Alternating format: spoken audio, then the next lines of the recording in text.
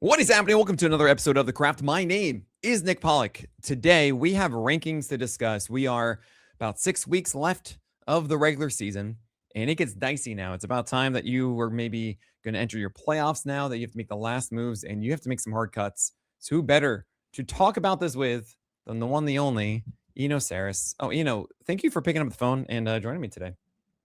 Oh, well, thank you for calling me. Of course. I'll always call you. My gosh, wonderful recurring guest here. I hear some news here that you have some ranks that might be coming out soon. That's right, tomorrow. Oh my gosh, we're recording on Wednesday, the 19th of August. But before we talk about Eno's ranks, because that is exactly what we're going to do in this episode, I got to hear who is the pitcher, Eno, that you cannot stop thinking about. I'm mad about Shane Drohan. Oh, you're mad. Why are you mad? Well, because I like him and I think he's a good pitcher. And, he was telling me that, this velo is going to stick because, he's finally through some of the shoulder surgery stuff that he went through. And I thought this was a good package. They put him in the bullpen. Yeah. But maybe not. Like you never know with the Brewers. I know. So, I mean, he it's not so much even just Shane Drohan himself. It's how to rank a certain type of player that you like, but you're not sure. I mean, it goes all the way up to Chase Burns. Like, Sure. How many starts does Chase Burns have? But it also like Will Warren, probably okay because the Max Fried thing, the type of injury he had, he may be out until the end of the season. In terms of so that might just give Will Warren the rest of the season. But at a time, when I might have said, oh, maybe he's going to the bullpen. And then there are the teams that are like really competitive that are just going to do whatever. I mean, like the Astros at the back end, the Padres at the back end of their rotations, those are going to be messes. And it's funny because I tried to incorporate some sense of the schedule and, I looked at that and I highlighted some guys that had pretty good schedules, but, one or two different, we use that guy, we put that guy to the pen or we shove this, and all those schedules look different. Yeah. Oh my gosh, all the time. Right. So it's like, I don't want to fall too in love with like, oh, this guy has this and this guy has this. So yeah, I highlighted like 4 or 5 guys, and Shane Drohan's still in my top 70 because I like him as a pitcher when he's in there, but these aren't finalized yet. And so he may just drop further. Well, thankfully they're not finalized because I got some things to talk about today. Wait, you gotta. I mean, I just spent this.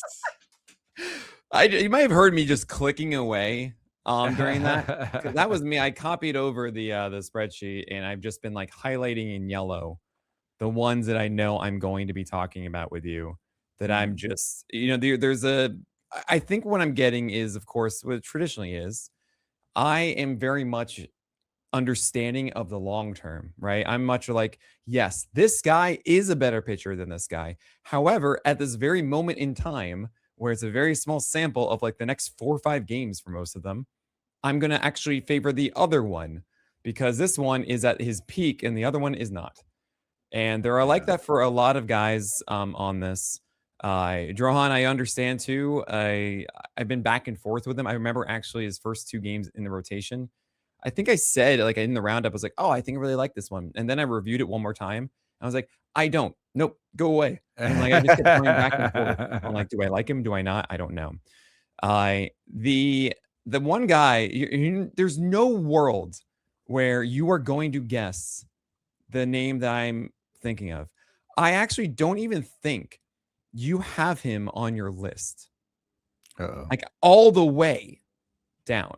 Like I'm talking about the ones that are underneath the rankings that aren't ranked. I don't think this pitcher is there, which you're like, how? I have every single starting pitcher because he's not technically a starting pitcher. He is a follower for the Nationals. Is it and he's that following guy with Brad Lord.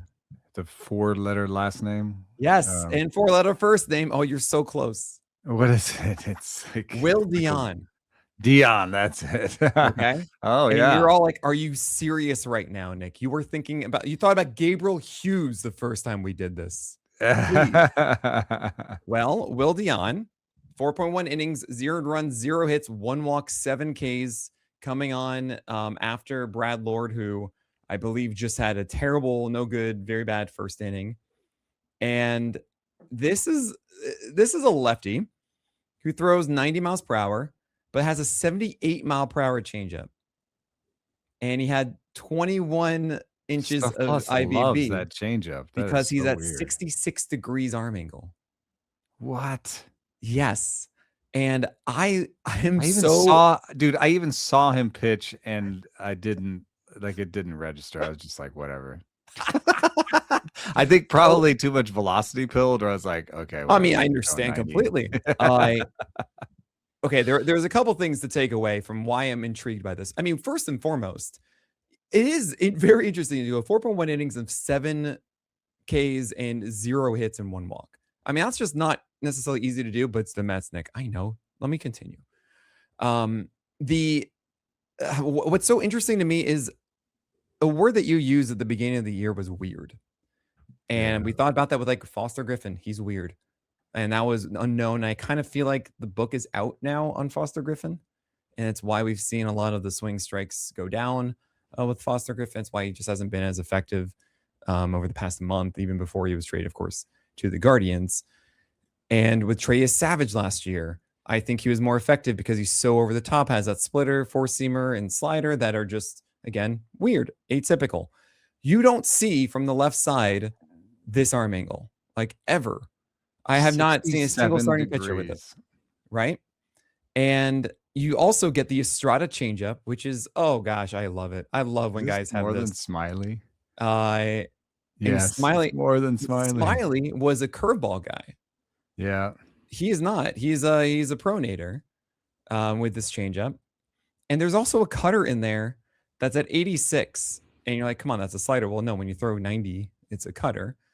But it actually has a lot of drop. It's 21 IVB on the four-seamer down to 6 on the cutter at just 4 miles per hour different.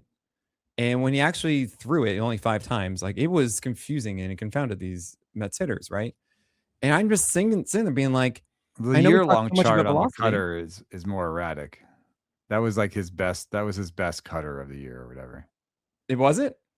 I guess cool. So. That's Love what it. Savant says. 64 pitches thrown. The Nationals are gonna have Brad Lord start. That was me doing quotation marks. And I think it's gonna be Will Dion following. It should be, in my view. This is pretty weird. Right? Pretty weird, yeah. And I love weird, especially when you have this changeup that is so odd and so just molasses in the air. Also threw that four-seamer with that vert super high up the entire time. And 70% strikes with a 21% swing strike rate on 33 thrown. I mean, think about that.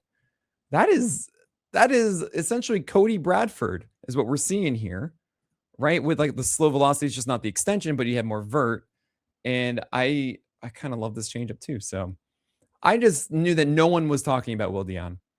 And no, he's no Celine. He's not gonna be that famous, but I feel like you guys should know about him. Will Dion. You know what's funny too in the game of fantasy is that followers, can get to a win easier almost than starting if you're like a 4 2/3, 5 inning guy. Yeah, you'd rather be a follower because the official score will hand you that win. They won't hand it to you if you do it at the beginning. And you also give your offense, you get that extra inning of offense. If you're going like into the 6th or 7th when you wouldn't go 6 or 7 innings. Yeah, exactly. So, on the other side, the baseball fan in me is like the opener follower thing is the worst thing that happened in baseball. So, oh God, I hate it so much. I can wax poetic about it, but long story short, there is a magic. There is this like an atmosphere about every single starting pitcher possibly making history. Is this the day I throw a perfect game? Is this it? I could, you know what? No one's going to stop me. If I really am at my peak, I can throw a no-hitter perfect game right now. And it's just taken away. Oh, I hate it. And those like bullpen games when there's like 8 names in the pitching area of the box score. Like, all right. It's the worst. All right. So we are going now to talk about Eno's rankings. And I don't, I have a couple listed at the beginning. I'm not going to spend any time on it. I need to at least say my piece of Cristopher Sanchez is allowing too many hits to be number 3rd. His velo is down. Velo was down to 94. His changeup is about 50% strike rate now recently for like the last 5-6 starts. And he's a whip anchor. And I don't mean that in a good way. I mean that like he's holding your team back from sailing. It's the fear I actually had with Cristopher Sanchez. I was like, I don't think that he's as good as everyone's making him to be. Then he pushed into the top 10 in the preseason. And I said, all right, fine. Then he was so good. And then now he's really been hurting your whip, and it's something to think about. But yeah, Chris Sale at 4, Schlittler at 5. He's the lowest location plus in my top 15. Oh, so, man. Why is he at 3? Just give a quick answer. I'm sure that there's like, oops, he loves him and expects the regression of the BABIP to go in his favor, essentially, as well. Yeah, no, I mean, yeah, there's he's one of 5 pitchers with a sub-3 ERA projection. I think he could go. I've been really struggling with him versus Sale, so he could at least drop to 4. I think he could drop to 5, but Cam Schlittler, as good as he's been, has a 3.23 projection. That's it's a third of a run difference. So I don't know that I'd push him there, but he can at least drop behind Chris Sale. Okay, all right. And Nolan McLean at 17 there right now. Yeah.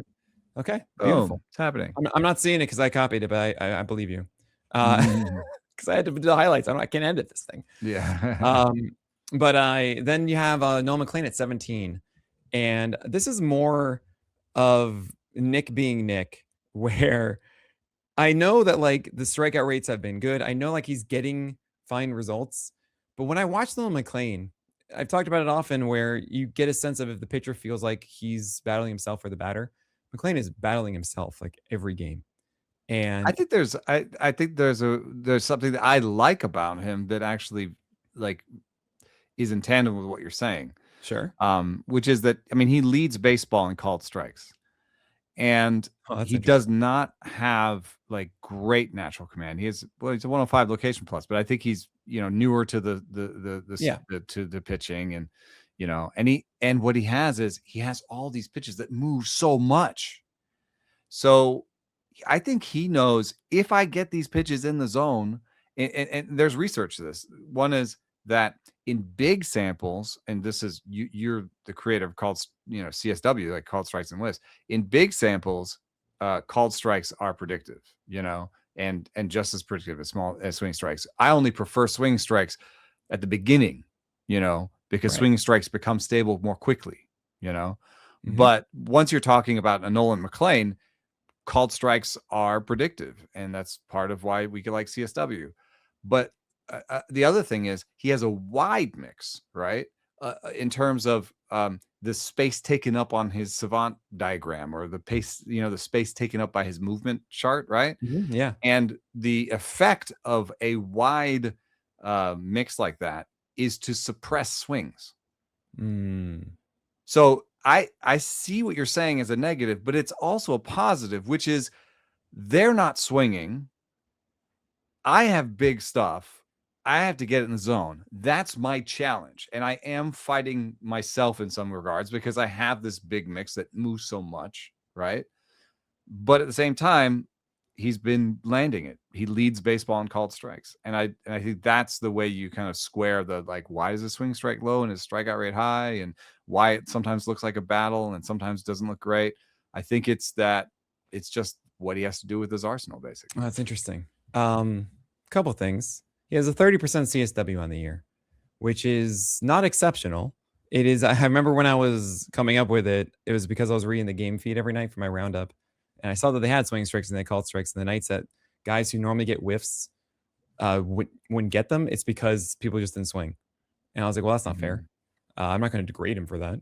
And then the other times that you see like Aaron Nola, who would just steal all these called strikes all the time and also have some whiffs, look like he's worse than other guys when he's getting more strikes than them through it. And I was like, I hate that too. So what I did is I actually, in my head from watching it as much as I did, I was like, all right, 30% is like, that's the threshold of like, cool, that's good, that's above average. So I went to Fast, and like Fast was like, Nick, you gotta put this out. I was like, I don't have time for this. So he made the article in 2019, and he came back to me with like, I did all the research. Let's see it. It was 28.7%, I think it was the average for CSW. It was like, yeah, 30%. He's above average a little bit.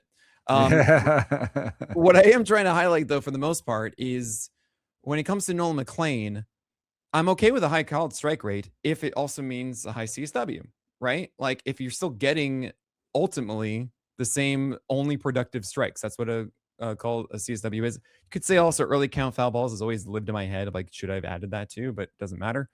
Oh, I'm sorry, it's a 96 location plus. So yeah, he is battling his command. And right recently, yeah, it's not been great lately. He's only had one game above, actually 2 games above a 30% CSW or added or above in his last 9 games, which is so that's 7 for 9 underneath that 30%.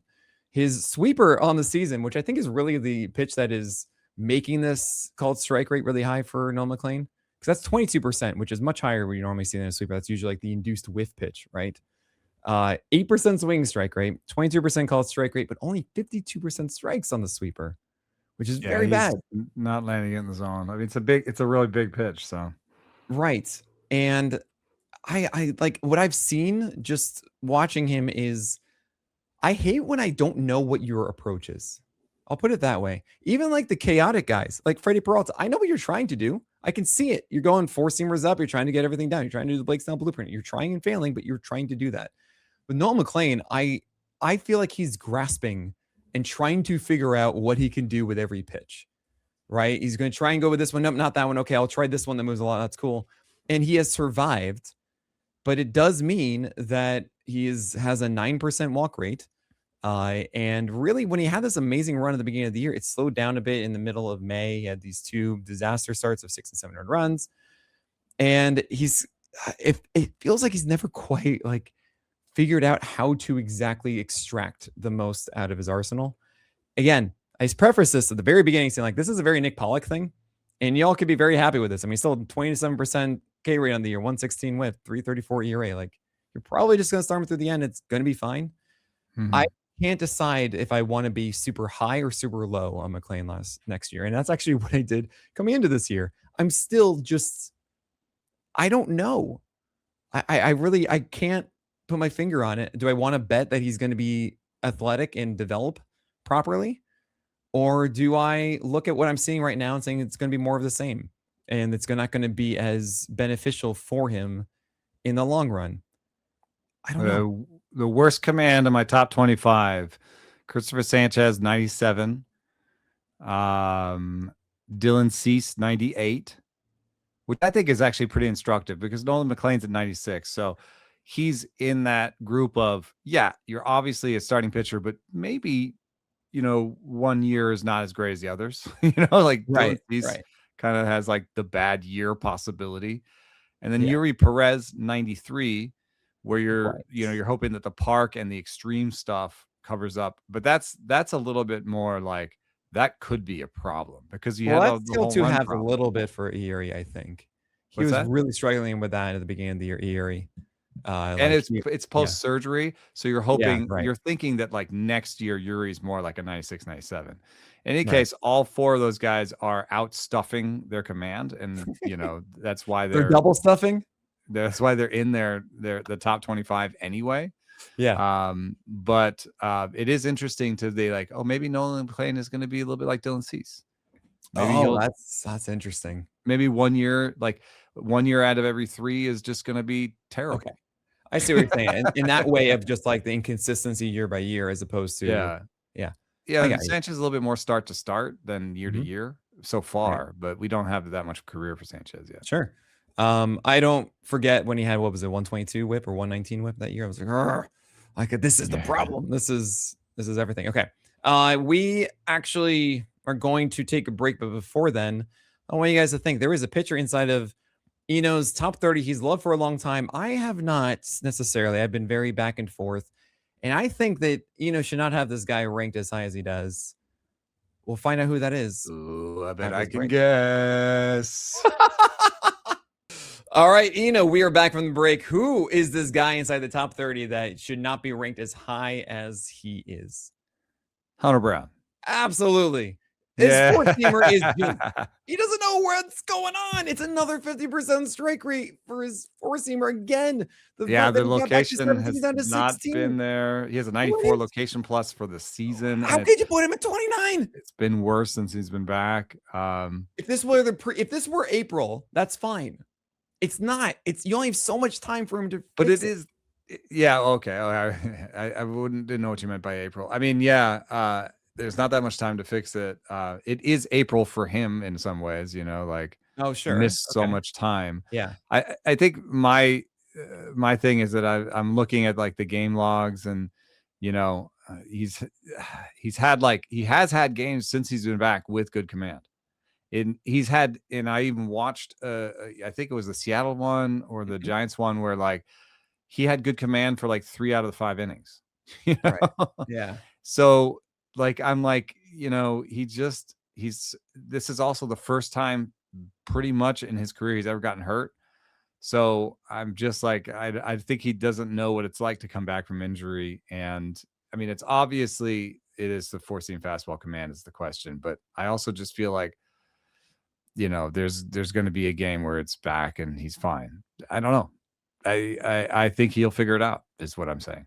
I get what you're saying though. It doesn't. But I even in the last game, like I literally was like, yeah, it was here. Here's the command. 3 innings of command, and then it was gone. Well, you know what? Maybe he's just like, I'm good. I mean, I backs it up and goes. Like, all right, I can do 2-3 innings. I can relax. No, it's might be actually see him moving, but 30 is there's question marks already at 30. I mean, like, oh yeah, he's ahead of Reed Detmers, who to my eye looks like he's slowing down. Now I know his K-minus BB has been good over the last 30, and some of his results have been good, but I feel like he could be gassed in terms of innings. It's a huge increase over last year. Well, okay, so I'm not disagreeing with you on Reed Detmers and necessarily the longevity of it. Again, as I mentioned before, I am going to be favoring guys who are looking great and continuously doing it more and more right now. So you're going to have Sean Burke over Hunter Brown for sure. Oh, well, that's the funny part is that 2 of the last 3 games with Sean Burke have been 4.1 inning disasters. Yeah, and then he had a 20 whiff game in between, and I have no idea what's going on. I have a column for last 30 K-minus BB that I've been using more and more just to get a sense of like what you're saying, like how they're doing. And what's funny is that Brown's 15% K-minus BB over the last 30 is just barely above average. Burke's is still great because it was at one point like 30%. It was amazing. There's a good group here, and then there's a like late 30s group where it's terrible over the last 30. Kyle Bradish has a 9%. Yeah. George Kirby has an 8%. Ranger Suarez has a 9%. Shane McClanahan has 11%. I think that counts. The last game. Ryan Weathers 13. Bryce Miller has a 7. Man. I have so many things. All those guys, I'm just like, no. You just want me to push those even further, right? Like, probably. Yeah. What is interesting? Here's actually a very fun conversation in my view. Is Ryan Weathers. Ryan Weathers earlier in the season, it was like I had it in front of me before, like a 4.36 ERA and a 117 WHIP and a 26% K rate. And then we were like, it's gonna get better. Well, right, we're doing the right things. So what does he do? He essentially stops throwing four seamers in favor of sinkers. Okay, to right-handers, and because the K rate goes down. And so what happens is that look worse. You get a 2.70 ERA. Yeah. So in baseball, it's great. But what happens? It's a 129 whip and a 22% K rate. Yeah. And what's so funny is the perception of Ryan Weathers is everything's wonderful now because everyone is just innately just biased towards ERA as if ERA matters more than whip, and that it matters more than strikeouts. He's been on a wild ride. Which early in the season, though, I ranked him 60th. Before the season, like preseason, I ranked him 60th.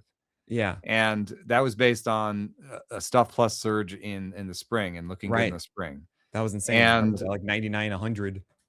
and I think I think we were, I don't know exactly where you had him, but like, I think we were higher than some because, we didn't, there was a lot of people who said that he's going to be hurt all year, Doesn't matter in a 12-teamer like that. That's Yeah, the but there were part where people I who will like, he's on drop my in do not draft Urena. list. And Who there were cares? other people who were like, we don't know how he's going to translate to the Yankee Stadium. Was he a product of Marlins Park or whatever?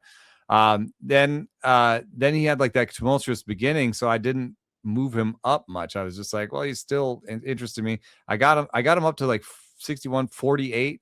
He peaked at 29 for me. And now he's back down to the 40s. 39. It's less tumultuous. My ranking is less tumultuous than his season has been. Which do you prefer though, Eno? Do you prefer the higher strike rate, lower whip version, or do you prefer the better ERA for your fantasy teams? Strikeouts are a category, man. Like, right. I think I prefer the guy who strikes out a lot of batters, but I would have liked to seen. Yeah, I would have liked to seen what the ERA would have been if he continued being like. Can we have another universe where we simulate the other universe and he continues pitching the way he was pitching and we play out the rest of the year? Yeah, I'll just call my friend. No problem. Easy. Speaking of K- walk stuff, who is the guy that you've been joking about with me that would be at the top of every K- BB leaderboard? Every time we do this podcast, you would send one out.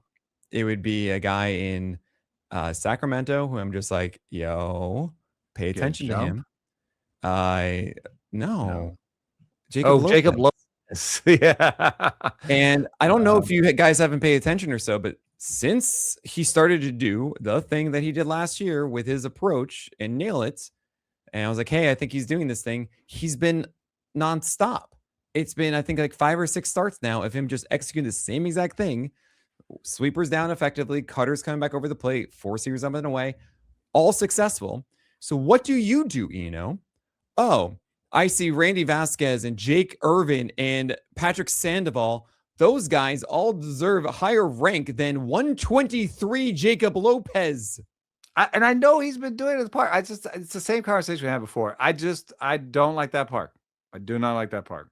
Well, okay. So let's say half of them are not in that park. I don't care what park Patrick Sandoval is pitching in right now. Okay, Ryan Gusto has a 19% strikeout rate, a 19 K- BB over the last 30 days. Jacob Lopez has the same. I'll put him one behind Ryan Gusto. Is it okay? I'll put him 114. 114? Yes. I do not trust him. Do you know where I have Jacob Lopez in my 12-teamers right now? Where? 44, Eno. I can't do it. I know you can't. You clearly can't do it. He throws like 80 poo, dude. Does it matter? Yeah, I think it does. Yes.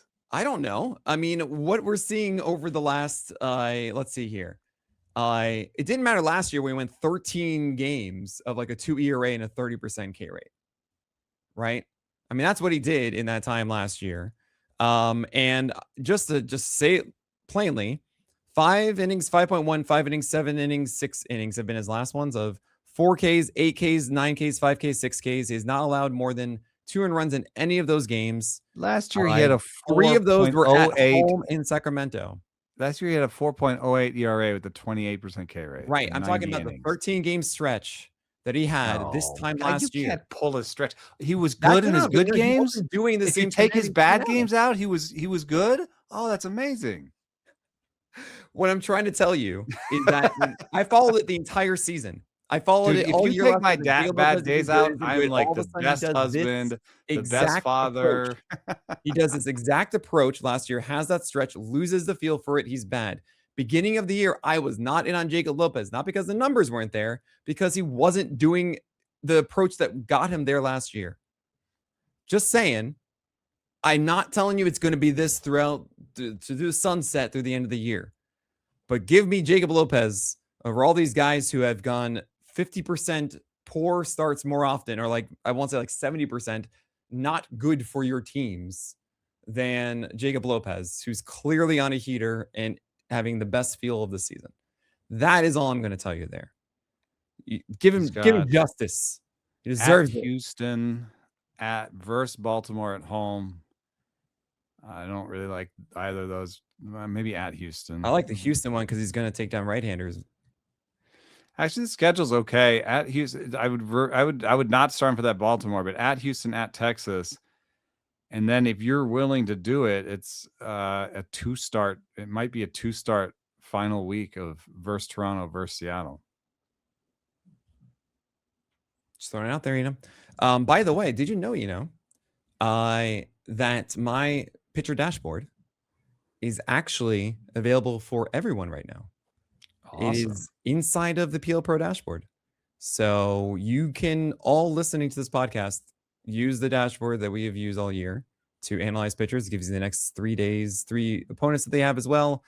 Every single nook and cranny of analysis you want is inside of this dashboard. Go check it out. You have to have PL Pro, so get 20% off. That's promo code Live Dashboard. That is a plug, Oh my gosh. And you cannot plug me with talking about Jacob Lopez. Okay, I'm so sorry. I'm going to bring it back here to other things that has done before you guys yell at him. I get to yell at him first. Okay. You mentioned George Kirby, by the way. I don't know if you saw a tweet I put out. I put out a lot of random tweets. I just see one random thing about. I saw the one about moving him on the rubber. I think that would be amazing. Yeah. I think it just makes so much sense because I see him and he does not like getting the inside corner. And I also believe this is actually something that I learned when I was pitching, that if you're on the first base side, you are giving batters the best look at your stuff out of the hand, right? Mm-hmm. You are giving them the most sight of the ball. The more that you go towards their base, you get the least amount. I'm not saying necessarily you need to go all the way, but I, at the very least, was never far left. I was centered, and then eventually I became third base side for that reason. And I saw it with Andrew Painter, and I saw it with Kirby. I got to check if Painter is first base side too, but they are not swinging at these what should be incredible stuff, sweepers and sliders that are down and away, well spotted. They're not getting whiffs. They just aren't. And I've been trying to figure out all year what is the reason. I still feel a lot of it is laning. They're not seeing anything come inside, so if they see it stay away with any sort of hump or anything like that, it's just going off. We're done. There's no confusion once they recognize if this is going to be a strike or not. Now, with the other thing would be like, yeah, they can see it quicker. It's not starting behind them at all and then going all the way across to it. It's I mean, this is why Paul Skeens kind of has 2 release points, right, and moves on the rubber. Because normally I guess you would say is if you have like reverse splits as a righty, then you should move towards third base for all of them, right? Right. But he has traditional splits where against righties he strikes out 22.5%. He only walks 3%. And then against lefties he has an 18% strikeout rate and an 8% walk rate. So he has traditional platoon splits, but you could leave him where he is against lefties and move him to the right against righties. Yeah, you can do that too. It's just a thought I had. If you got his number, just to say like, hey, have you considered them? Amazing. His teammate Bryce Miller is doing ridiculous things where he's throwing all splitters now. Like he threw, I think, want to say like 13 4-seamers yesterday. I never thought I'd see the day. And Bryce Miller is just nothing like he was before. I believe you had him around. Yeah, I think it was 24 right now. I have no. It was before you moved him down to 40. And I feel like you have to push him further than that now. I know he's got a big old. I've already like pushed him down a couple times, and I'm preparing to push him down again. Okay, well there you go. I was going to look into what went wrong in his last start, and it's just the velo's continuing to go down. Still underneath 96. It's like 95.8 is where it is, but it's not the 97 we saw earlier on. But like, why? I guess it could have been, because the stuff on the 4-seamer was fine in that game against Milwaukee. Yeah. But it could have just been a scouting report thing where he was trying to outsmart the. He did throw a lot of slurs in the previous game too. I think he threw Yeah, he more threw a splitters than four lot seamers. against the Um, Yankees. it's weird. It's a showcase of someone searching. And what Yeah, I and the saw when he sinker first came up, usage is up too. So it's like, right? what is he doing there? He had feel for his secondaries in those really great starts. There's like, this is the best version I've ever seen of Bryce Miller. He's throwing 97, but not just that. It's not even the velocity I care about. It's the fact that he's throwing sliders and sweepers and cutters underneath just beautifully. Like curveballs in there too, like all located. This is great. Everything's wonderful. And then they just all went away. So I don't know. It could come back. I dropped him in my 12-teamer. So I think, I mean, I picked up Cantillo, who's actually 41. And that's really funny to me. But Christian Scott, I do want to have a quick note on because Bryce Miller's schedule is against the Cubs, yuck. But at least it's home. At Toronto, meh. Athletics at home is good.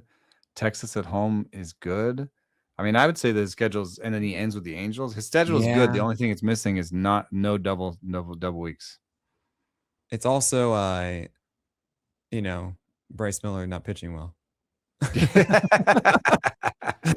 I mean, I think that's the issue. Okay. His last 30 K-BB is 7%. That is the worst that I have in my top. Holy crap. You have to go all the way down to Clay Holmes at 63. I was actually just staring at Clay Holmes. Yeah, the Adobe. Not the house necessarily. Why? Jake Bennett right there. Clay Holmes, you know, I was surprised that Framber wasn't worse, but you know, he is. Okay, so Clay Holmes and Framber. Clay Holmes and Framber are just sinker ballers. They just never have great K-BB types. And you know, that's a reason maybe not to like them because they won't have great strikeout rate numbers, but I like that Clay Holmes is pitching in front of a great defense. You know who has also a worse K-BB than Bryce Miller? Year long or last 30? Hunter Brown. No, he doesn't. Okay, fine. Oh, the last 30. I'm sorry, I was looking at the other side of it, but it's still bad. What I am going to go for though is I just have to mention with Christian Scott quickly. This is actually higher than I expected to see. I'm still undecided about Christian Scott. I'm more. Oh, he's moved around a lot. Like on a per inning basis, I really like him. So just the team context is weird. Like, will they shut him down? Will they're doing 4 innings sometimes, stuff like that. Yeah. Well, there's two sides of this. One, I think the command is better now than it was before because against the lefties specifically, which is I think the biggest problem that we had for Christian Scott. Remember, the cutter is new, and he's going what I call the Cannibal McSanchez, which is Colin McHugh, Hannibal Sanchez. Both of them had career years when they threw high cutters for called strikes and then 4-seamers right on top of it. So batters are indecisive. Is this going to come back down to the zone? Is it not? And Christian Scott is doing this beautifully to lefties right now. The problem I have is that he has nothing in the bottom half of the zone. Just nothing. And we've seen this before where when he doesn't throw a sweeper down there? A sweeper is middle. He's hoping to get middle. It's a little of a hand of God sweeper too. It doesn't even have vert that is like negative vert to it. It's like +6 or something like that. So it's staying too far up and nothing is down there. And then he threw this a splitter though, right? Yeah, he doesn't really touch the splitter anymore. And it's not even working consistently at all. And there's a curveball technically, but really what he is he's 3 pitches at the moment. There was fastball, sinker, and sweeper. There was one pitch though, you know. It was a 90.7 mile per hour sinker. And sinker. I think it's a changeup. I mean, this is not like you actually look at the pitch movement of his last start. There are all these clear 4-seamers. Then there's a 4-seamer where a traditional sinker would be. And then there's like this other one that is way lower that's labeled as a sinker that I think is the changeup at 90.7. By the way, the other one where the 4-seamer and the sinker should be, that was the normal sinker velocity, right? Around like 95, 96. That pitch was filthy. It was a righty under the zone for a whiff. And then he's like, cool, not doing that again. I don't know why. I want that. I want that so badly for Christian Scott. And I'm so excited for next year because he only threw it once. I would be so shocked if all of a sudden he just throws it more next time. Maybe it was a one-off thing. I don't know what happened, but it to me is the missing piece of the puzzle for Christian Scott. And I've seen Oh, I want it. I've seen more players sort of, play around with two changeups. Of course, the Oh Logan yeah, Gilbert Nick situation, Martinez. Nick Martinez. And then who was it? Somebody recently just turfed their splitter for a changeup when they came back, and it's been on a good run. But you know, the changeup is, I think, right now the kind of battleground. Because the breaking ball space seems to be really flushed Yeah. out in terms of the types of pitches you can have. Mm-hmm. But the changeup space is a little bit more interesting, and I do have some faith in Mets pitching development to be thinking about these things and to be modeling these things and suggesting them to their pitchers. So maybe that was a changeup. Oh no, I labeled it. Oh no, I thought for a second that Savant had labeled it, and I forgot that inside of my database, I just You changed can it. change it. Yeah, I forgot that But I I mean, did. he sits 95, so 90 mile-an-hour sinker is kind of weird. So it does look like, I mean, technically by Savant, 29 sinkers have been thrown this year at 92. But I'm going to send you right now, this image, and you can decide for yourself. You can see the one green dot. It kind of looks like the map of the world right now, actually. It's pretty amazing. You got like Europe coming down, then there's Asia. Okay, you guys can see this on YouTube. You'll get a look of it. And I mean, you'll see that's that one green closer. dot. That's closer to his splitter. There's like two other sinkers that are right there. And yep, that one, I would say that one's 91.7. There's 90.2 in there. I think there's something to it. And I really, really hope that he pushes that for Christian Scott. Can be a game changer.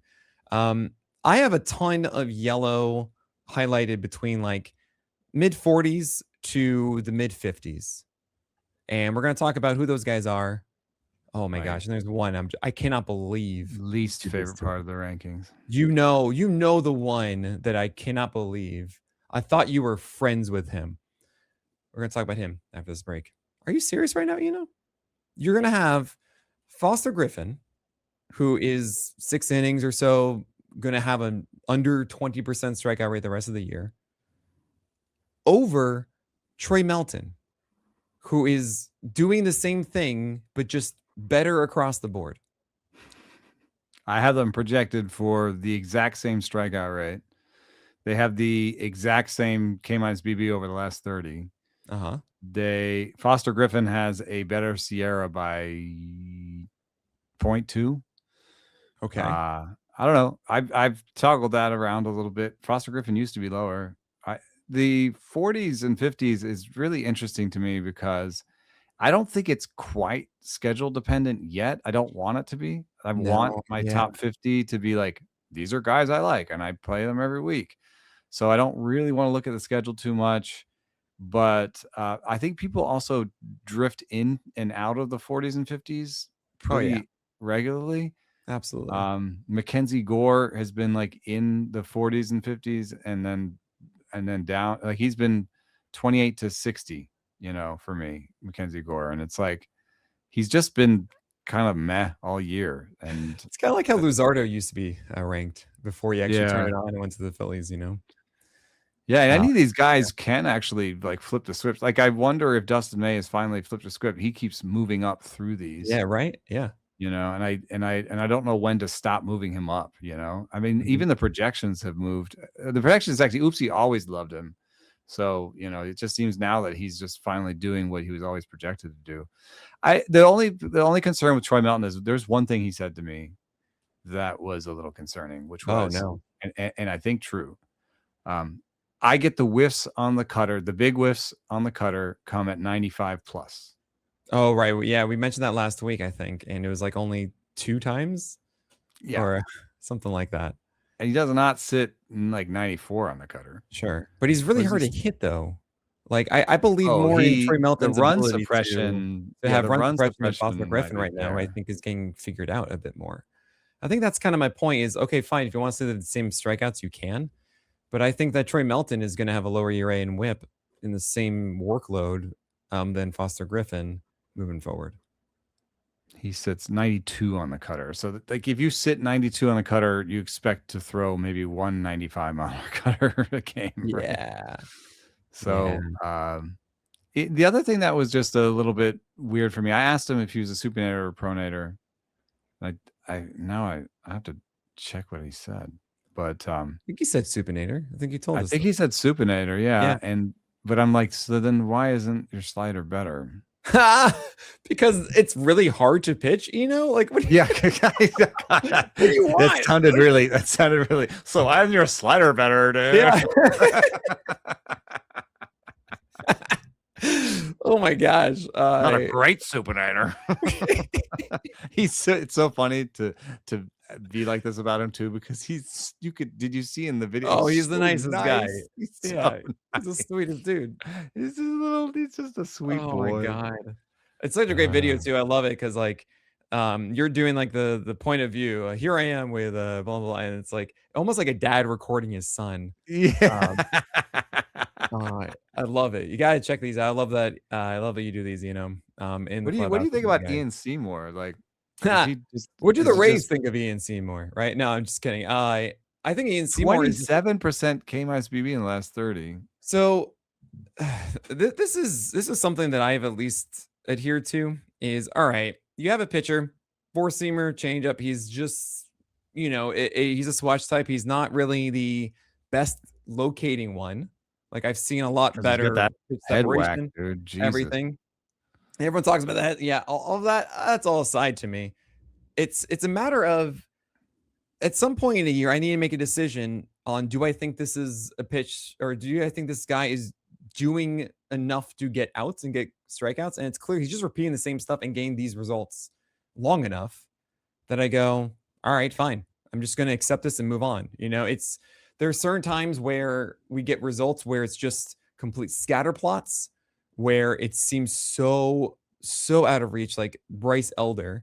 But even Bryce Elder doing his thing, I still had to rank him favorably because I could not tell anyone to drop Bryce Elder when he has like a 2 ERA through 15 starts or whatever stupid thing it was, right? Like that. I didn't have that problem. But I think it's a good point. I mean, I'm going to be wrong. Probably. Well, the difference is that Bryce Elder's K-BB wasn't good, and Seymour's. If you just look at the box scores, you're just like, oh, he's putting up 7 and 1 in every game. Yeah, it's pretty fun. So I'm just like, all right, let it fly. And I guess listen to that. The thing that bothers me in the game log is this. Yeah. Where is it? Is he starting or following? Right.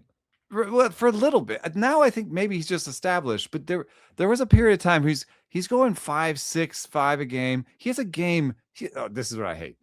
On July 7th, he has a game where he goes 5 1/3, strikes out 12.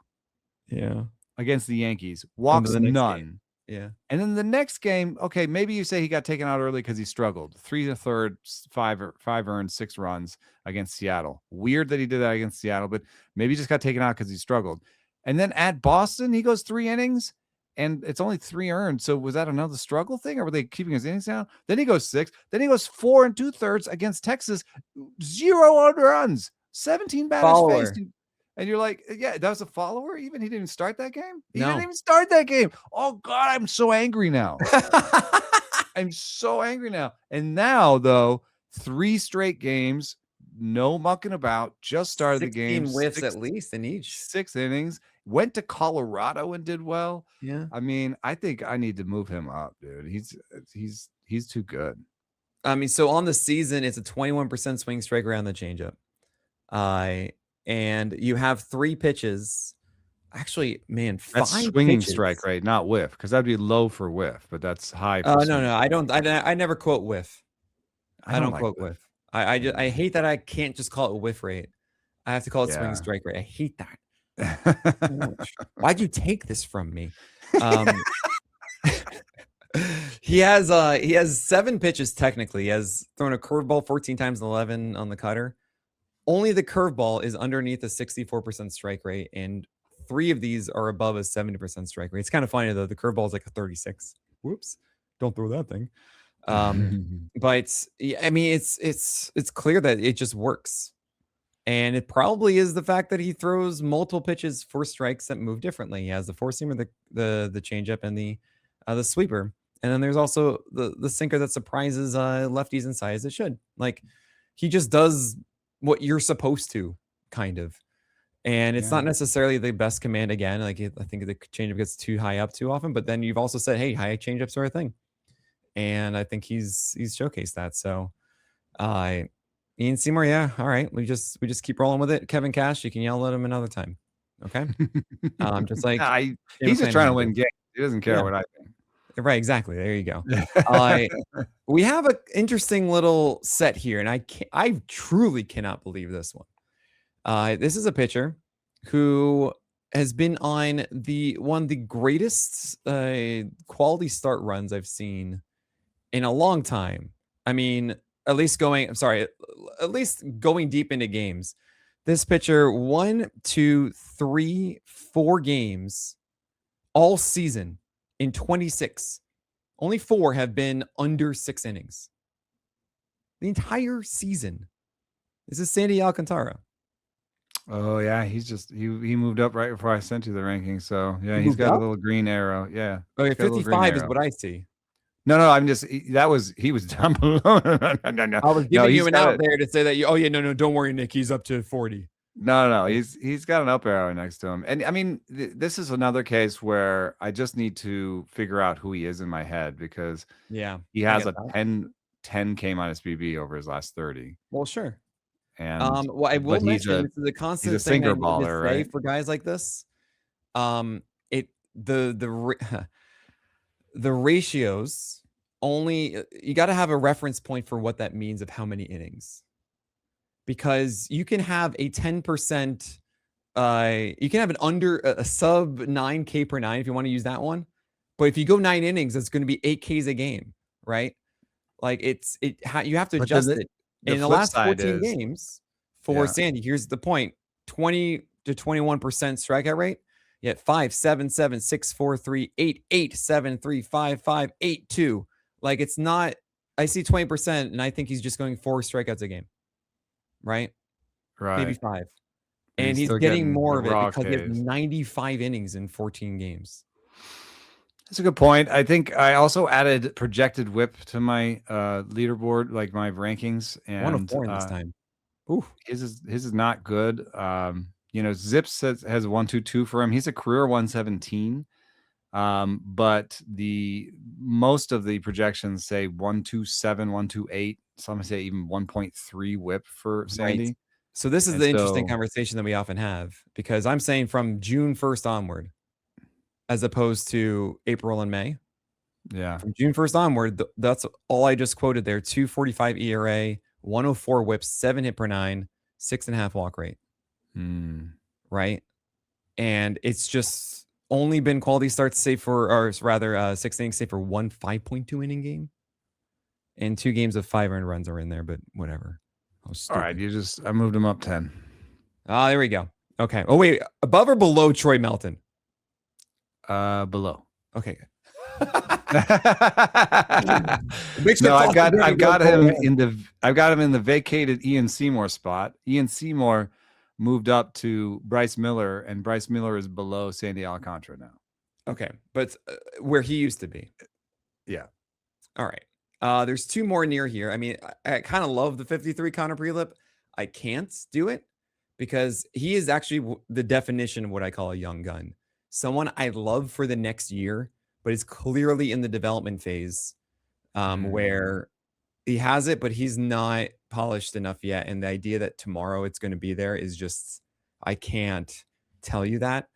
Connor Prillepp might have a couple really good starts still the rest of the year, but it is the shag rug, the young man's floor, right? Like, it is not all together yet. And I feel what we saw was what was it? Like 7 strikeouts, 300 runs, 5 hits, 2 walks in 5 innings, which is the most perfect showcase of, like, he's filthy, he can do this, but it's inconsistent in the game. Like, he can strike out 7, but then also can't do it at the right time, so he allows 300 runs and 7 base runners in 5 innings, right? It's that kind of situation for Connor Prillepp. So I can't be as aggressive as that. But I see it. I get it. I was moving him down a little bit because I see what you're saying, and it's not super comfortable watch either. It's like, it's a lot of breaking balls and inconsistent command, and it's It's kind of a slog sometimes, and the K-BB hasn't been great. But I did look at the schedule, and he opens September with a pretty great 3-spot. Just September 1st against Detroit at home, and then September 7th and 13th in a 2-start week, he gets Detroit and Cleveland. And I tend to really like those. So yeah, I don't know if that's enough though, because for where he is in the rankings, like I just said, I don't want to be too schedule dependent. So right, but another thing that he's sort of interesting about is that like around him are players, veterans that I think are playing terribly. Well, not Shota. Shota just had a 10 strikeout. Yeah, Shota's like it's the guys around them that are falling. So Jose Soriano, the velo wasn't there. The velo's been down a little bit over time. I mean, yeah, yesterday 295 and change. Kevin Gossman left game early. It was his non-pitching hand. Michael King, I get nervous about him, man. I don't think this stuff is where it used to be. And so there's some, and Framber is down there. So Freddie Peralta and Luis Castillo. I mean, I think you're too high on those at 56 and 57, but I know you can't. And so that's where, my sort of adherence to projections may hurt me, which is like when I have falling veterans, I have to stick them somewhere. Sure. I trust me. I know that. Yeah. It's so it's like, does Connor go like ahead of the falling veterans that suck, or does he go behind them? So that's a little bit of why I hate the 40s and 50s is like the projections will push veterans that are playing poorly into they'll favor it, right? They say the history didn't start a month ago or 2 months ago. Yeah, exactly. Yeah. That's the Chris Towers phrase, by the way. I love it. Yeah, so Kevin Gossman still projected for a 3.90 ERA, and you're like, man, I don't know, dude. It looks like watching Kevin Gossman right now. I'm just like, this is what it looks like. Here's the thing, though. So like Kevin Gossman, even yesterday, 7 over 14 balls in play were hits. I mean, including one home run. But when he got traded to the Cubs, I'm like, this is perfect. What is the biggest flaw in Gossman's game? It's BABIP, and what better team to go to? And he just hasn't gotten it. I think if you're a 2-pitch pitcher, the pitches that they do hit are hard because they. Oh, I agree with you. It should be elevated, but not as elevated as it was. Yeah, and you should still be better than that. So I still am favorable on Gossman because I'm like, yeah, sure, fine. You should have a, 7.5 hit per 9 and 8, but you have such a low walk rate, you still get strikeouts and whiffs and like. So given what I'm saying is that like. Let's say there's this wall of falling veterans, right? Yeah. Like who are you like from behind them, like obviously leaping over them? Like I pushed Ian Seymour out of that group. So okay. So who are you like look at my 60s. Like Kyle Leahy has a 27% swing K-BB in his last 30. Mm-hmm. Are we pushing him ahead of Kevin Gossman?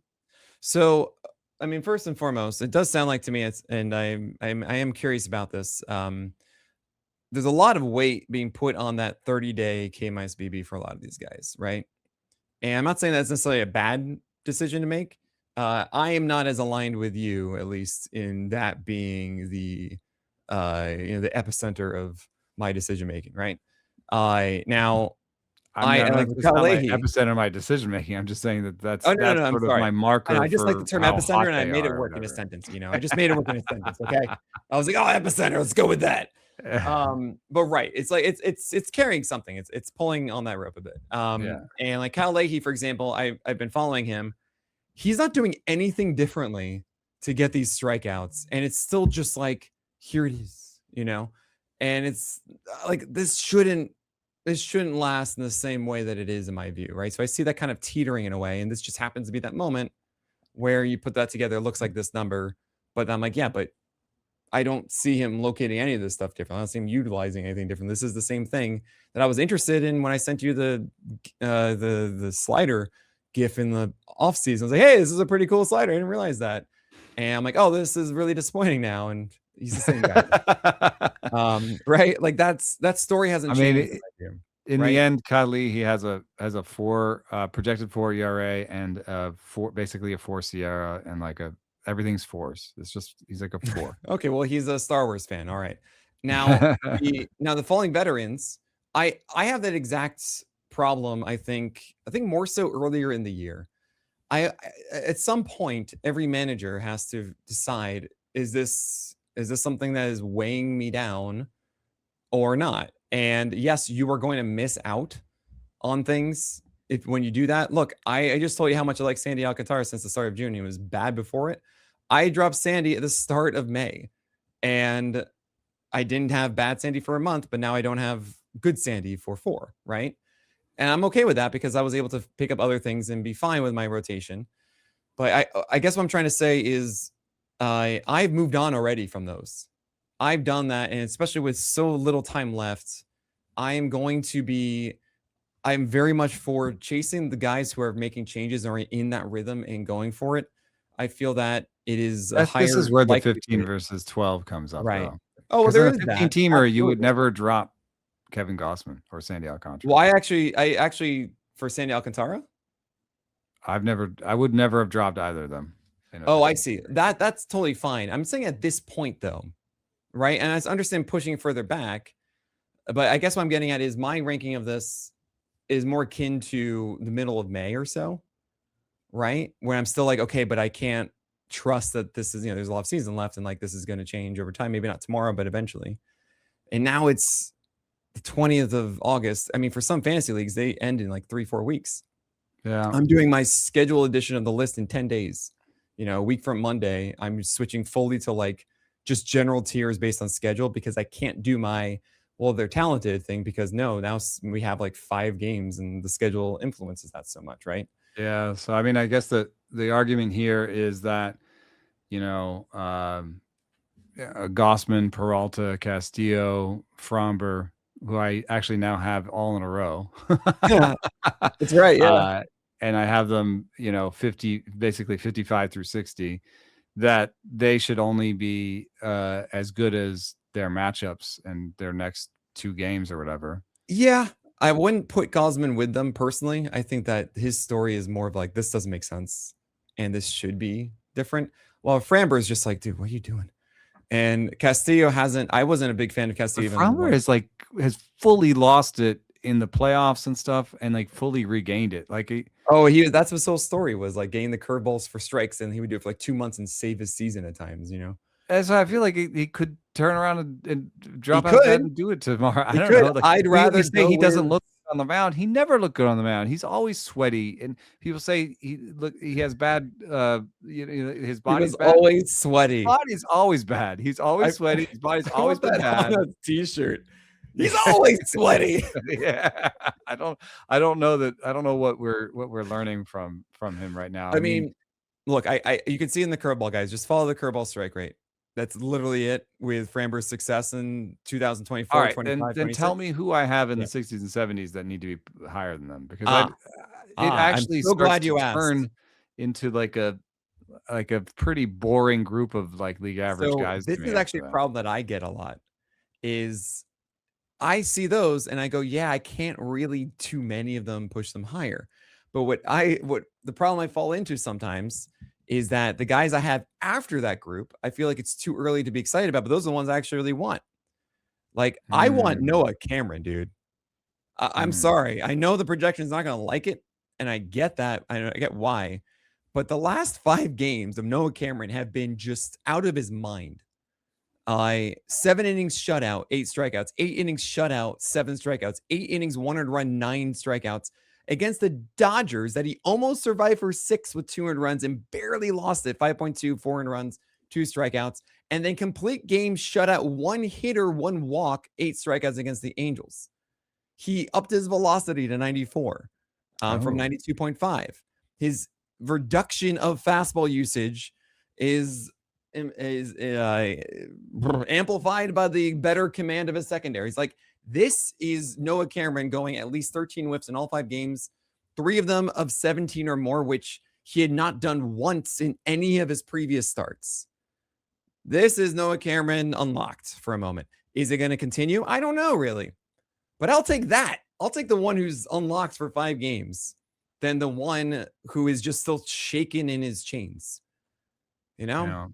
That's the way I'm going after. Trevor Rogers is the same way, too. 75? Oh, Trevor Rogers is killing it. He had that one stupid game where he had 2 walks and hit by pitch and couldn't find his changeup because I had a 30% strike rate. But then he came right back. It was 94, 95 again, upstairs and easy. Now changeup down, sweeper down. Trevor Rogers is 32 for me. So that's what I'm getting at. You move him up.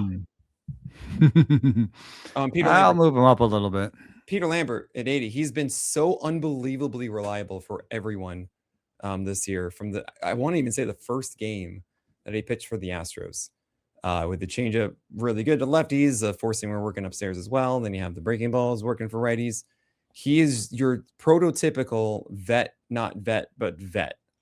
Does that make sense, everyone? He is a vet, but you don't really know that he's a vet because he played on the Rockies. So he's not, but then he's pitching like a vet, and he's a vet. Yeah, he doesn't do it for me. I mean, oh, you're not gonna do that one. 14% swing K minus BB for the season, 14 for the last 30. Below average stuff, average command, 415 Sierra. He's the kind of guy that I think can look good for 2 months, can look good for 3 months, but I don't believe that they're any better than the other 15 guys with a 4. But I guess what I'm saying is at least he's looking good. Yeah. Right? Right now. Well, right. But I mean, I'd rather take that chance in someone who's clearly in a rhythm and able to hold the 12% swing strike rate and 3.11 ERA, 115 whip for the entire season, let alone how much better he's been since the start of June. I mean, in terms of just ERA on the field, guys that are worse that I have higher are obviously the veteran crew that we've been talking about. Sure. They all have poor ERAs.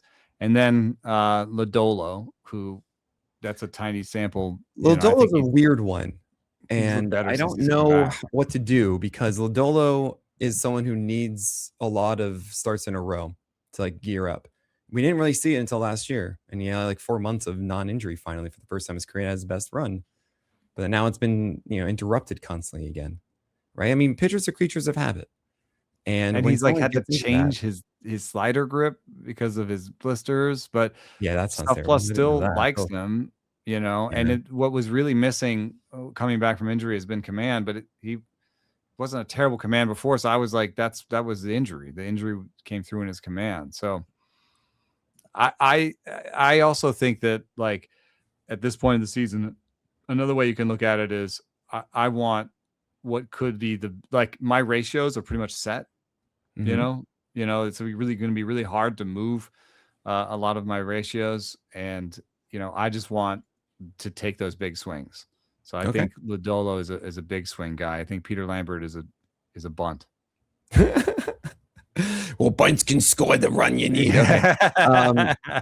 Well, all right. There are maybe 2 pitchers I need to talk to. I did move Lambert up a little bit. A lot of the guys you've argued up, I've moved up, but I moved him up a lot less. Don't do it on my behalf, by the way. Don't do it just because. No, I am looking. I want to do this until the last minute. I've been doing this for 5 days. Well, right, yeah.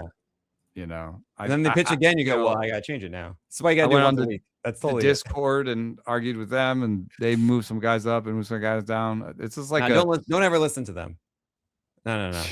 No, here I'll say this. I don't actually really mean that, but what I do mean is identify how you feel defending against them, right?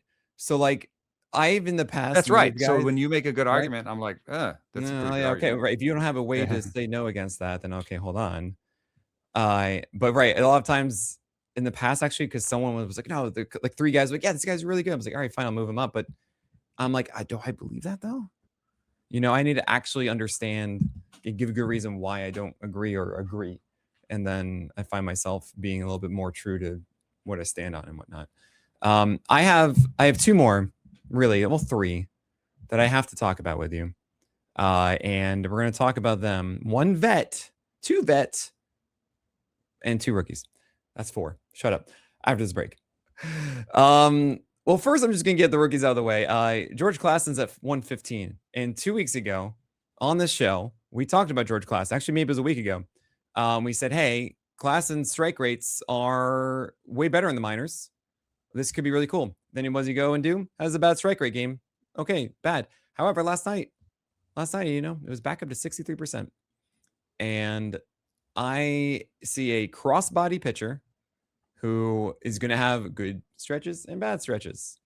And if you want to talk about swings, I mean, he just went 7 innings with 7 Ks against the Astros, which is actually, I don't think people realize this enough. Your boy Tidwell over here, amazing sweeper against the Astros, of course, because that's amplifying his best asset.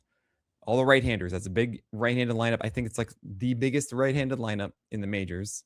So what does he do? He goes against Rocky Road, which in Oracle Park, you think this is great. Well, that's actually a lot of lefties. Tidwell doesn't do well.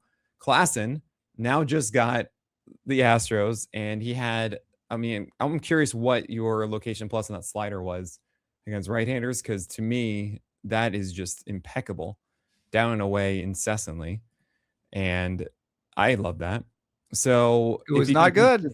Not good. Not good. And I've watched the same game as you. I've watched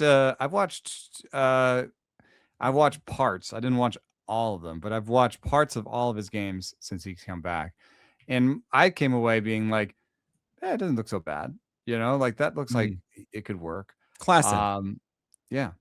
And the overall location plus for the 3 games since he's been back, 75, 85, and 81. Those are reliever numbers. Wow. The forcing fastball location numbers in the last 3 games, 61, 94, and 75. 1 game where he approached decent fastball command. And slider locations, 96 in the Miami game, 66 against Texas, 87 against Houston. So, okay. I'm shocked to hear this, because what I see is the 12th against the Rangers, 74% strike rate on the 4-seamer, 74% on the slider. We were talking about it. We were saying it's not necessarily a good command, but he's trying to just go center with the glove and just throw strikes. That's why I think it looks better to our eyes than the model. But I am surprised that it's such a low location plus against right-handers against the Astros. I mean, sure, it was 58% strike rate, but it's where it should be. He's not missing like upstairs too high or inside here, or it's just all down and away as it should be. Which is why that's surprising to me. Well, and yet, yes, but it's a lot in the dirt. Maybe even takes is what you're saying.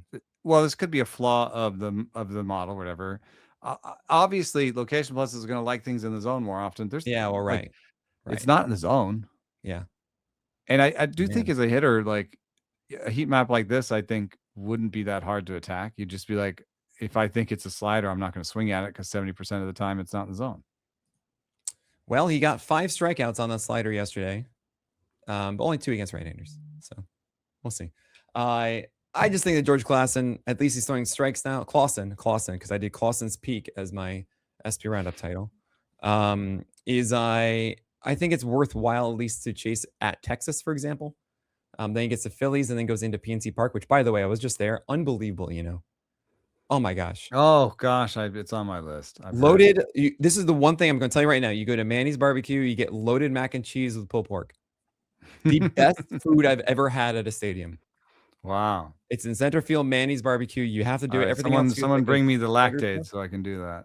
Oh my gosh, absolutely incredible. I told you guys I had two rookies, and it's actually the same team. You have Walbert Urena at 91. Mm-hmm. And anyone who has rostered Urena is not dropping him for someone like AJ Smith-Shawver or Drew Anderson at the moment. Why do you not like Walbert Urena? I mean, the changeup is actually a prototypical. I'm going to write on this, but it's a prototypical reverse slit changeup. Mm-hmm. And I don't believe in the quality of his breaking balls. And I agree with you on that completely. and I don't believe in his location plus. I don't believe in his current level of command. I just like a 10% K minus BV is. Yeah, I understand. Do you believe in He's life a after life? ground baller. He's a ground baller, though, right? So like he should be compared to the likes of Clay Holmes and Framber and Sandy. So maybe I'm being unfair to him, but I mean the projections all hate him, even Oopsie. How dare they? How dare they? How dare they? 4.8 from Zips, 4.5 from Oopsie. Okay, so yes, with the sweeper 100%, it can be so nasty, but he can't command that effectively at all. And it goes in and out every game. The thing is, the changeup has just been so consistently down and has been incredibly effective for him. I see 71% weak contact on that changeup versus 29 hard. This is my binary one, but it is actually relatively even all the time for people. And to see a 71% across 593 thrown is bonkers. It is his bread and butter. It's funny you say reverse splits on the changeup because he has a 43% usage against lefties and 19% against right-handers. And it's like, well, should you be doing the a little bit more there against right-handers? You probably could. That's actually a better usage than I thought, but it uses the changeup a lot. I mean, I feel like you should just throw more against right-handers. Yeah. This isn't a lefty here, guys. This is Walbert Urena. I think that he's really hard to hit. You know, he throws hard and he has this changeup as well. It's kind of like it's as if Gabriel Cabrera could throw strikes more often.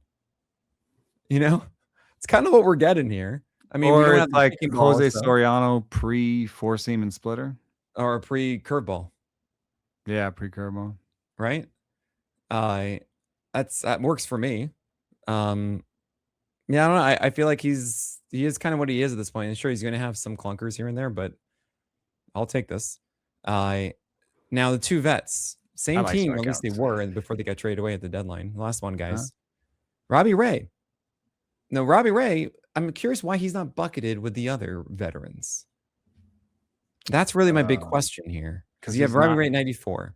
It's not throwing his best pitch as much anymore. Since he made the change to the I just wrote about him in my intro. Let me get this right. Straight from my intro tomorrow. Since he went to the sinker more often, the K minus BB he's shown, starters who threw at least 100 innings last year who had the same or similar strikeout minus walk number had a collective 4.87 ERA. Okay. There you go. That's fine. You're here first. I think the four seam is his best pitch. I agree. The thing that's tough and that I wrote about is when pitch mix changes happen, is I do think they upset the scouting report from the other team. Oh yeah, and they upset the internal or scouting report for other hitters, where they're like, "Oh, I know Robby Ray," and you get up there and he's like, "Whoa, since when is Robby Ray throwing half sinkers?" You know, right? Exactly. And throwing in the bottom of the zone. Good. That's a good thing. And then all of a sudden it's not anymore because now that changes. Well, because the advanced scouts get it and they put it on the traject, and they get on the traject machine. They're all taking hacks at his sinker, which is inferior to his four seam. I mean, this is also not something that Robby Ray hasn't done before and abandoned before. Right. I mean, this is what he did when he went to the Mariners, I believe, or maybe it was actually the Blue Jays, but he was throwing that. And he gave up that huge home run to Yordan Alvarez on the sinker, and he kind of just put the sinker away. So funny is I remember bringing him in and be like, "Oh, I don't understand that because sliders away, lefty, and then there's a sinker." Yeah, sinker left on left. And I think if I remember this correctly, didn't he throw a sinker that was a foul ball? The previous pitch? Before it, I think he set up Yordan Alvarez. Like Yordan Alvarez is like, "Oh, you're going to throw me a sinker," and then he threw him a sinker that was a little bit more over the zone. Second time. Yeah, and Yordan Alvarez went. I cannot. This is a long ramble. I'm not going to do it, guys. But there is a disconnect from understanding sequencing in an at bat instead of just like, yeah, but Alvarez is bad at sinkers inside. It's like, guys, he just told you that he's aware of it. Almost he was able to get contact on it when he was not knowing about it. Like, don't give him another one.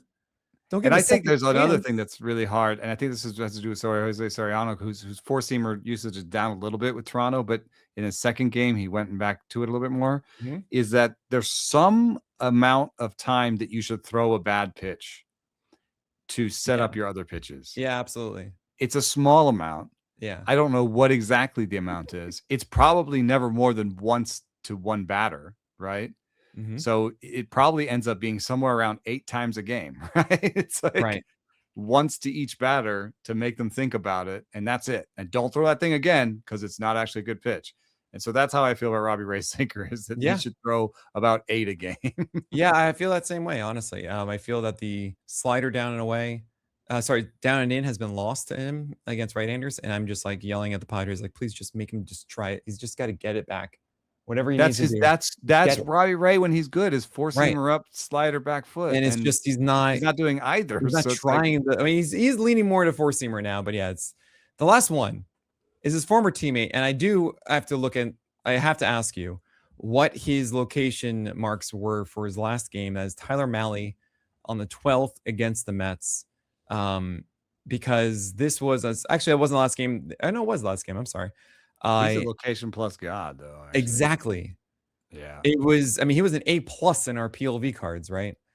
Yeah. It is. It was only a 104 unreal. against the Twins, but it was 117 against the Mets. It was so good. How can you have him at 90? He's clearly there right now.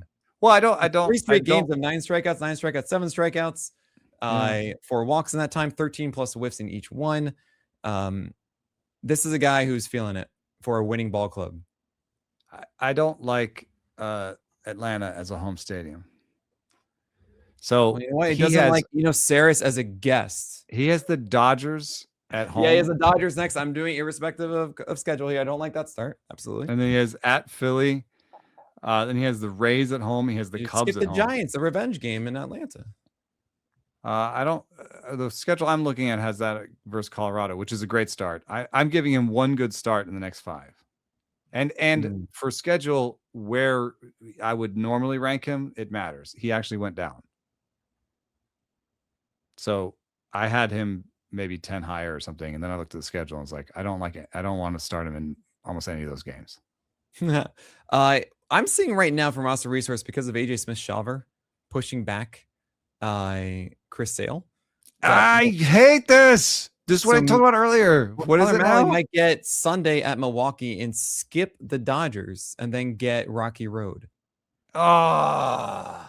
All right, I'll move him up a little bit. Yeah, but what's this supposed to be about schedule? What is this? I'm just kidding. Well, the schedule I'm looking at has I get it. Dodgers, Phillies, Rays, and Cubs. Like, I don't really want to start him for those. But I think that's it. I mean, I could go a long time about other guys. Of course, you know me. But good luck with your rankings tomorrow. Be nice to him, everybody. It takes so much effort to put these together. And I'm sure there's that one little thing that maybe didn't see, maybe I didn't see, but there's a lot more things that you didn't see that knows. Remember that. Thank you so much for coming on today and enduring the gauntlet. I should have like a whole thing like the gauntlet with Nick Pollock. Gung gung. Like the fist pumping over and like the metal spikes. Yeah. That you just endured. Boom, the gauntlet. Yeah, okay. But really, thanks so much for coming, And anything else that you're going to be doing, sharing with us in the next week or two? Going to Angine de Poitrine tonight. Going to see some weird math. Is that right?